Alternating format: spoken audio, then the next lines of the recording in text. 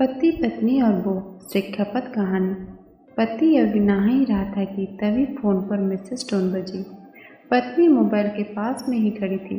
उसका ध्यान फोन की तरफ गया। उसने सहज ही फोन उठाकर मैसेज पढ़ा। हाय, गुड मॉर्निंग डियर। किसी बेबी का मैसेज था। पत्नी सोच में पड़ जाती है कि अब ये बेबी कौन है। तब तक पति भी नहा कर बाहर आ चुका है। पत्नी उसे किसी बेबी का मैसेज आया है बताती है। पति मुस्कुरा देता है।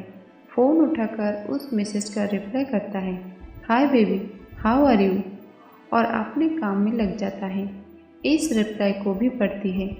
अब हर पल पत्नी के दिमाग में ये विचार क्रोधता रहता है कि ये बेबी कौन है। शाम को पति घर आता है। पत्नी उससे पूछती है, ये बेबी कौन है। पति जवाब में सिर्फ मुस्कुरा देता है और फिर से अपने काम में लग जाता है। 2-3 दिन बीत जाती है।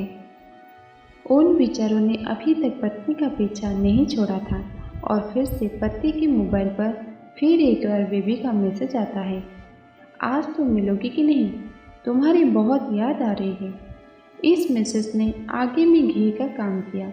पत्नी का शौक और भी ज़्यादा पक्का हो गया। बीच बीच में ऐसे मैसेजेस का आदान प्रदान होता रहता और पत्नी के मन में शक की जड़ें और गहरी होती गई। पति पूछने पर भी जवाब में सिर्फ मुस्कुराहट के और कुछ नहीं कहता।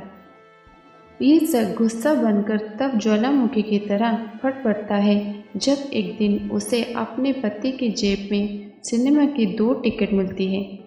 पत्नी अपने पति से बहुत झगड़ती है।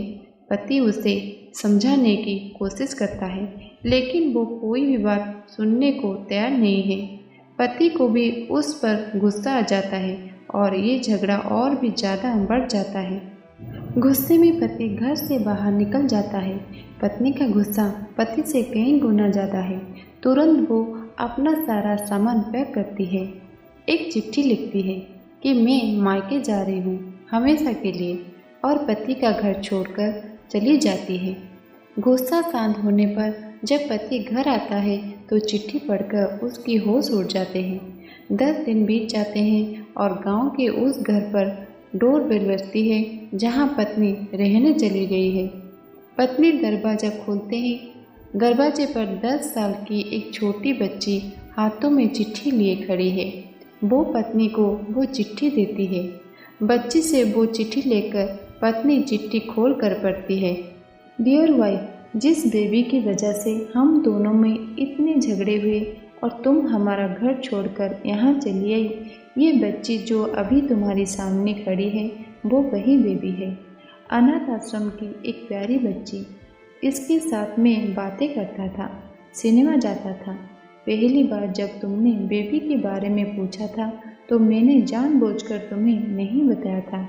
सोचा था थोड़ा मजाक करता हूँ, देखता हूँ तुम कैसे रिएक्ट करते हो, लेकिन मैंने ये कभी नहीं सोचा था कि तुम्हारा शक इतना बढ़ जाएगा कि तुम घर ही छोड़ दोगी। हाँ, सबसे ज़रूरी बात ये तो बेबी है, वो किसी और की नहीं बल्कि तुम्हारी बेटी है। रुको, अपने आप को संभालो और आगे की बातें ध्यान से पढ़ो।